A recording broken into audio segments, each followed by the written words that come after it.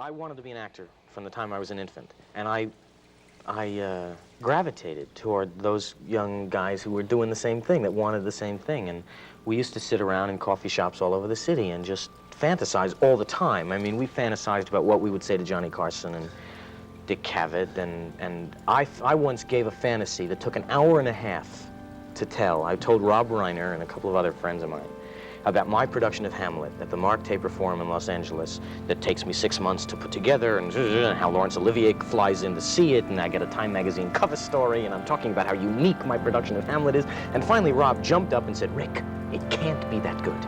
It can't be like that. So you're a neurotic and go to a psychiatrist." Because I believed it, man. I was telling him incidents that happened in the rehearsal, and the thing has not yet happened. Is it going to? Yes.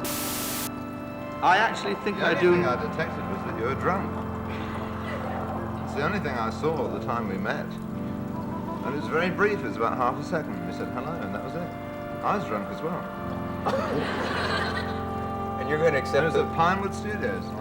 Actors in England do drink, of course. Actually, I think it's better, don't you? Because in America, you know, like Universal and all those places where you work, they have no bar and it's supposed to be dry. Well, what happens is everybody has trailers. Anyway, what they do is they down a half a bottle of vodka in 10 seconds because they know it's going to last them for 3 hours. Whereas in Pinewood, the bar is open all day long. That's roughly true. Would you agree, Peter? But now I'd say you're as sober as a judge. You know what judges are like. The Great Dreyfuss-Shaw Feud. That's what Steven Spielberg himself called it, an iconic clash between two of his lead actors on the troubled set of Jaws, one of the most influential films ever made.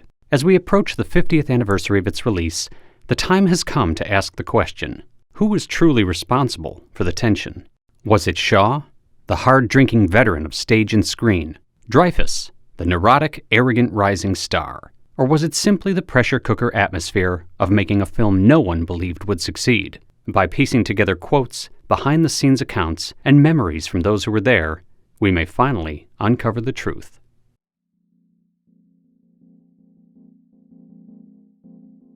The making of Jaws was chaotic from day one. Originally planned as a 60-day shoot, it spiraled into 157 days. The budget ballooned from $4 million to $14 million. The mechanical shark, nicknamed Bruce, after Spielberg's lawyer Bruce Raymer, barely worked. To make things even harder, Spielberg insisted on shooting in the open Atlantic Ocean, a decision that caused endless delays and demanded constant improvisation and ingenuity. Casting the three leads was no less rocky. For the role of Hooper, Jon Voight was Spielberg's first choice. But Voight turned it down, a decision he may have second-guessed years later when he found himself playing a very Quint-like character in Anaconda. Spielberg then considered Timothy Bottoms and Jeff Bridges. At the time, he was a huge fan of The Last Picture Show and was determined to cast someone from that ensemble. But one by one, they either turned him down or weren't available. Richard Dreyfuss was offered the role of Hooper because Spielberg admired his friend George Lucas's American Graffiti. And I had seen him in that, and George Lucas was the person who sort of said to me, "Why don't you cast Ricky?"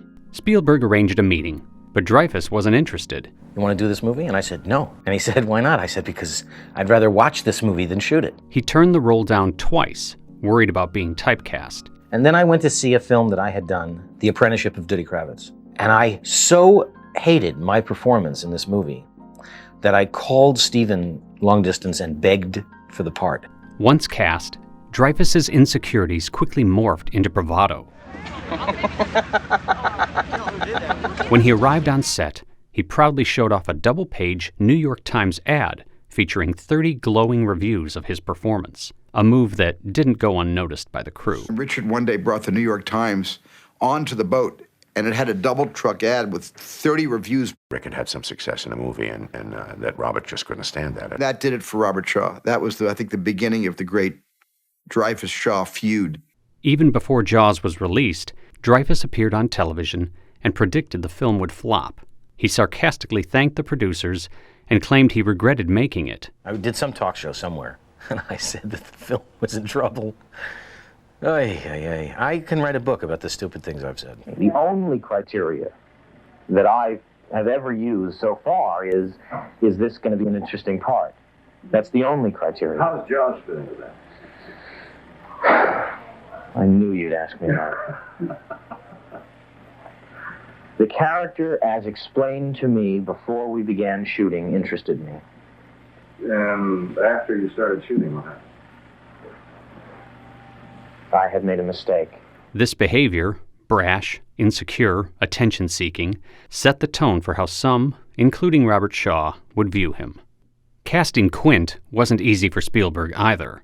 He first approached Lee Marvin, who declined, ironically because he was off on a fishing trip and didn't want to be disturbed. Sterling Hayden also passed, reportedly due to IRS troubles. That left the producer's choice, Robert Shaw. Dick Zanuck and David Brown had just worked with him on The Sting, and they knew he could bring the right intensity to the role. But Shaw came with baggage. As a British citizen facing heavy tax liabilities, the production had to fly him in and out of Canada to avoid legal trouble. Crew members joked they were flying Quint to exile. Off-screen, Shaw was a solitary force. He lived in a rented house apart from the cast.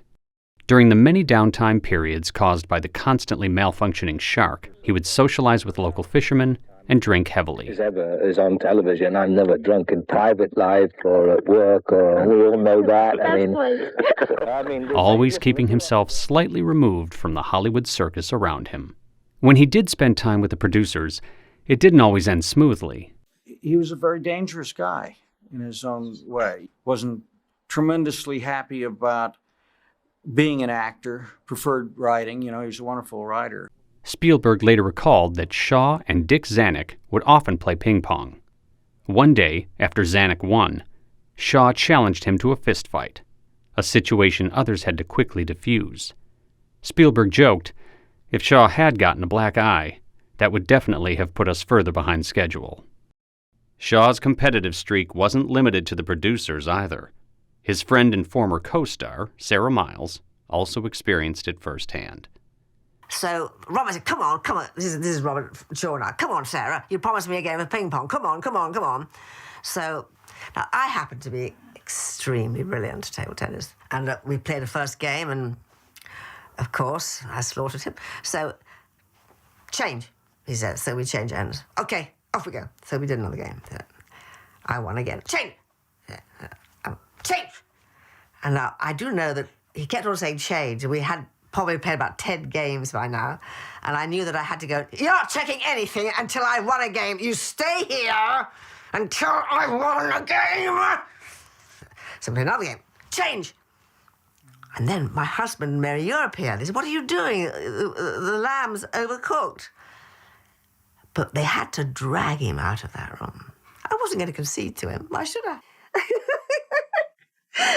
He just can't bear it, you know. And then anybody quite like that. In later interviews, Roy Scheider, who played Chief Brody, described Robert Shaw as a perfect gentleman whenever he was sober. All he needed was one drink, and then he turned into a competitive son of a bitch. Dreyfuss reinforced the claim. Robert was competitive about everything and anything. Author Peter Benchley offered a similar perspective. He was a man I wanted to stay away from a lot because I felt he was dangerous. You never knew if he was going to smack you in the head or knock you down or embrace you or what. By all accounts, Robert Shaw was tough, magnetic, but volatile. Dreyfuss could not have been more different. At 47, Shaw came from the old-school theater tradition, a contemporary of gifted but hard-drinking actors like Albert Finney, Richard Harris, and Peter O'Toole. His father was an alcoholic, and Shaw often spoke of the difficult upbringing that shaped him. My father, you see, was an alcoholic. He was a doctor. And he had a great charm. That's the best word. He had enormous charm. When sober, he was the most likable man I ever knew in my life, and when drunk, which was often very troubled. Dreyfuss, just 26, came from a different world entirely. Raised in Los Angeles, at the heart of the film industry, he had been acting professionally since his teens. Never mind what he thinks of me. What about what he thinks of you? You stay out of this. You said your marriage was based on mutual trust and respect. Well, I proved you were wrong. Tell him, Papa.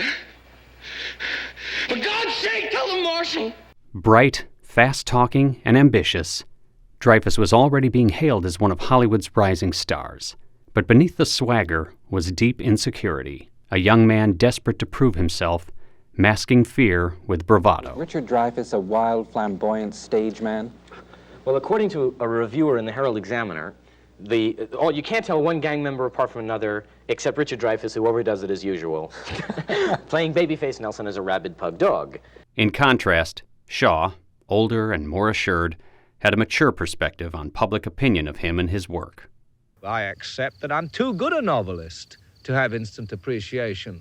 But I mean, everybody wants it always. We all do. I would like to be appreciated by the intelligentsia, the fools, the comics, the alcoholics, everybody. Of course I would like that. I would then have to guard against, which I do anyway, as an actor, too much adulation, too much sycophancy.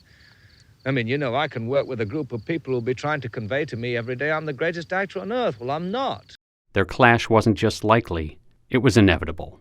At first, Shaw seemed amused by Dreyfuss, but the teasing soon turned cruel. He mocked Dreyfuss's weight, his energy, his confidence. Shaw would say, "Look at you, Dreyfuss. You eat and you drink and you're fat and you're sloppy. Your age, it's criminal. Why, you couldn't even do 10 good push-ups." Roy Scheider later said, Shaw really thought Dreyfuss needed slapping down. Spielberg remembered it well. Robert would basically humiliate Richard into taking a chance. For instance, Robert would say, "I'll give you $100 if you climb to the top of the mast on the Orca and jump off into the water." You couldn't dive off the top of the Orca. Yes, I can. No, you couldn't. Can do. And I couldn't. It got ugly. It got ugly. Eventually, Spielberg had to step in and stop it. It was like Quint tormenting Hooper in real life, he said. The seeds of their on-set feud had been planted.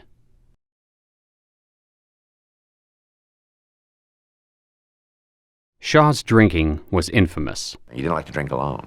And so they would send a production assistant in to drink with him. Of course, the production assistant would come reeling out in an hour. They'd have to send another one in because they couldn't keep up with him. During a break aboard the Orca, holding a whiskey glass, he muttered to no one in particular, "I wish I could stop drinking." Richard Dreyfuss reacted instantly. And he said, "Help me out, will you, Richard?" And I said, "You want me to help you out?" Yeah. And I took the bourbon and threw it into the water. The crew froze. At which point, every drinker on the crew went, "Ooh." Spielberg later said, that was the shot heard around the world. Shaw locked eyes with Dreyfuss, silent. After a long pause, he muttered something and laughed. To you fair Spanish ladies, farewell and adieu, you ladies of Spain. But the laughter had an edge. Days later, while Dreyfuss was mid-scene, Shaw stood just off camera and blasted him in the face with a high-pressure hose. It was petty, it was personal, it was revenge. Reflecting on the incident years later, Dreyfuss said, And that was the one day that I lost my sense of humor.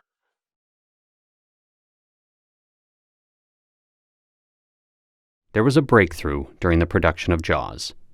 A late-night scene aboard the Orca. Just 3 men, a bottle of booze, and a quiet confession that would become the film's emotional centerpiece. But that moment, the legendary Indianapolis Monologue, almost didn't happen. At first, there was no real motivation for Quint in Peter Benchley's novel. Nothing to explain his obsession with hunting sharks. That changed when Howard Sackler, an uncredited contributor to the screenplay, proposed a new backstory. Quint had survived the real-life tragedy of the USS Indianapolis, a Navy ship torpedoed in 1945, leaving hundreds of men stranded in shark-infested waters. Sackler wrote the first draft of the speech, but it was long and clumsy. Every actor who read it, including Shaw, struggled to deliver it naturally. And Steven was nervous about it, I don't blame him, and he asked all his writer friends to take a pass, not only John Milius, but Bob Zemeckis and Bob Gale and Paul Schrader. They all had ideas. Each tried their hand at shaping the scene. By the end, there were at least 10 different drafts on the table. But Shaw wasn't just an actor. He had published 5 novels and had even been nominated for a Pulitzer Prize for The Man in the Glass Booth. 2 days before filming, Shaw sat down with the research and the drafts and wrote his own version. One evening, he gathered Spielberg, Gottlieb, and the producers in their rented cabin. "I think I've licked that pesky speech," Shaw said. He read it aloud. When he finished, Carl Gottlieb recalled, "You could hear a pin drop." Spielberg said quietly, "That's it. That's what we're shooting." But even then, the scene almost fell apart. The night before filming, Shaw asked Spielberg for permission to drink, to play the scene drunk for real. Spielberg later admitted, And I foolishly said, yeah, go ahead and have a couple of drinks. And, you know, as we all know, we're not supposed to do that anywhere. An hour later, Shaw returned to set, barely able to stand. Held up by 2 crew members, he slumped at the table and mumbled his way through the speech. Suffice to say that at about half an hour into that, I sent him back home, and where he slept it off and called me the next morning. My phone rang right in the middle of the night. "Did I embarrass you?" he asked. "Please, I hope I didn't embarrass you." He was more concerned about embarrassing me, which I love him for. Wow. I love that that was his reaction, that he was more concerned about me than he was for whatever he perceived himself doing. It's nice when actors and directors get along. The next day, Shaw returned, clear-eyed and ready. He delivered several takes. One of them, nearly flawless, is what you see in the final film. Although it wasn't done in a single take, it plays like it was. Spielberg confirmed the entire scene was shot in one day. Richard Dreyfuss later admitted that as he listened to Shaw's delivery, he wasn't acting, he was simply in awe. "Robert told that story. I couldn't keep my eyes off him. That wasn't acting, that was art." And if you look closely at the final cut, Shaw's eyes are watery. A small, invisible scar left over from the drunken first attempt, baked forever into one of cinema's greatest monologues. That scene also marked a subtle shift in how the actors viewed each other, and for all the tension between them, there were moments of grace. Once, Shaw invited Dreyfuss to his quarters to hear him read aloud from his own play, The Man in the Glass Booth, a rare glimpse of Shaw the writer, not the provocateur. Thoughtful, serious, stripped of bravado, it was a side of Shaw that Dreyfuss rarely saw in public, but never forgot. And he would become in private this incredibly sweet, giving, humorous, witty, warm guy. At the end of filming, the 2 men posed smiling. Dreyfuss has often downplayed the so-called feud. There were moments, 1 or 2. And we got over it, and I got over it, and some 20 years later, all of a sudden, there's news about this feud. But we got along fine. Shaw, however, wasn't always so gentle. He once remarked that Dreyfuss might succeed if there's room for another Jewish character man like Paul Muni. Sharp words, but perhaps, in Shaw's way, also a strange kind of compliment. The way older, tougher men sometimes express approval through teasing. And then if you're trapped in a play on top of that with somebody you can't stand, has this ever happened to you? Have you ever had to go many times, yeah. I always pretend it's my favorite son or daughter, depending upon the sex of the person opposite me. To Carl Gottlieb, the tension between Shaw and Dreyfuss never spiraled out of control. Steven Spielberg agreed and saw opportunity in it. "Robert was great with me, a brilliant actor, but a very colorful personality. He and Richard Dreyfuss had a real mano-a-mano relationship throughout the entire production. We started adding scenes based on how Robert and Richard were behind the scenes. Dreyfuss's squeezing of the styrofoam cup in answer to Shaw's squeezing of the beer can was something that actually happened." Who was to blame? Steven Spielberg called it the Great Dreyfuss-Shaw Feud. But according to Richard Dreyfuss in 2023, there was an ongoing kind of humor between us. If you only saw us on the set, then you might think that there was a feud. But it was never real. Never. And I hold that against Carl and Steven. You'd think Dreyfuss would know better than anyone, and yet, even his more recent reflections seem at odds with earlier comments. He knew how to dish it out. So you had to learn how to dish it back. He could be very vicious, and his humor can be very cutting. And on the way to the set, he was possessed by some evil troll who would then make me his victim. I was his victim. There was a kind of sparring that went on. It was both playful and, on my part, desperate. Robert was a pretty Promethean character, truly bigger than life. A man who intimidated me, who scared me, who exhilarated me, and I liked him and I hated him, and he had my number. You know, he could get me, and he always did. As for Robert Shaw, he didn't live long enough to share his full perspective. But a press interview during production gives us a glimpse. I do tend to drink when totally bored.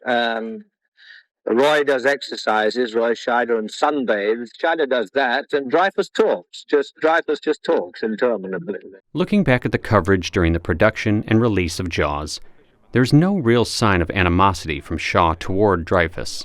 If anything, journalists who interviewed Dreyfuss at the time described him exactly as Shaw did: highly strung, talkative, bursting with nervous energy. Having weighed all the evidence, I'm persuaded there was no true feud. Just one outspoken man, worn down by a difficult shoot, finding solace in alcohol and passing the time by needling a young, cocky colleague. As Carl Gottlieb put it, Robert Shaw was a troublemaker. Shaw was an instigator.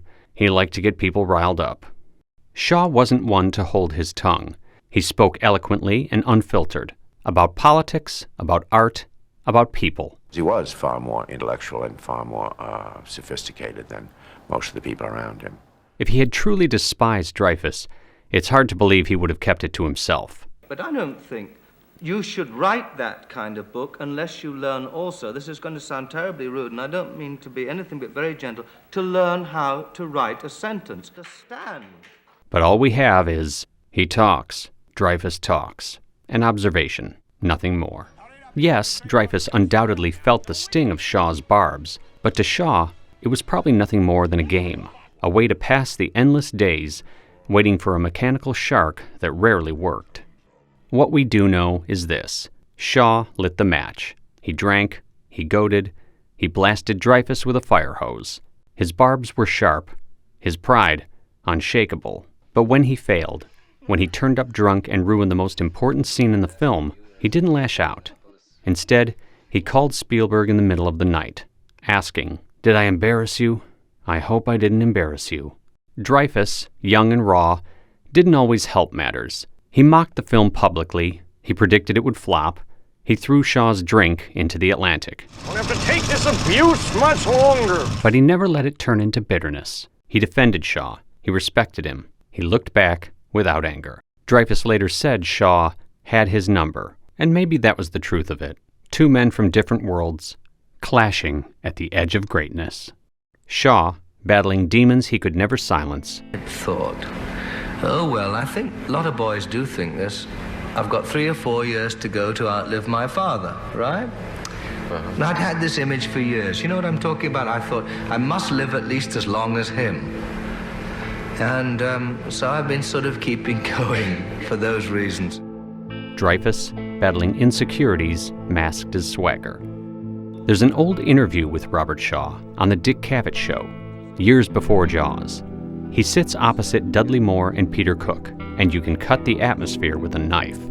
You can see the two comedians watching Shaw with the same wary amusement Dreyfuss must have felt aboard the Orca. Charismatic, dangerous, unpredictable.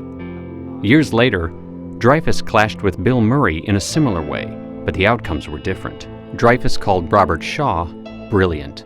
He called Bill Murray, He's an Irish drunken boy. That contrast says a lot, and shows Dreyfuss has no hesitation sharing his opinions about fellow actors. So who was to blame? What's clear is that Shaw and Dreyfuss were two very different men, with personalities at opposite ends of the spectrum, both capable of clashing, both unafraid to speak their minds. But despite Dreyfuss's youthful arrogance, I'm minded to say the instigator was Shaw. And while Shaw may have felt provoked, even those around him, like Peter Benchley and Richard Zanuck, found him dangerous and unpredictable. Shaw, like his father, struggled with alcoholism, and it's fair to say that much of the volatility and much of the brilliance came from the same bottle. Maybe it was the chaos of the production, the sinking ship, the broken shark, that created something volatile and unforgettable. Because when Quint and Hooper argued, it felt real. Because Shaw's monologue gave Jaws its soul. Because the feud, as Spielberg put it, got ugly, but the audience ended up winning. And nearly 50 years later, we still are.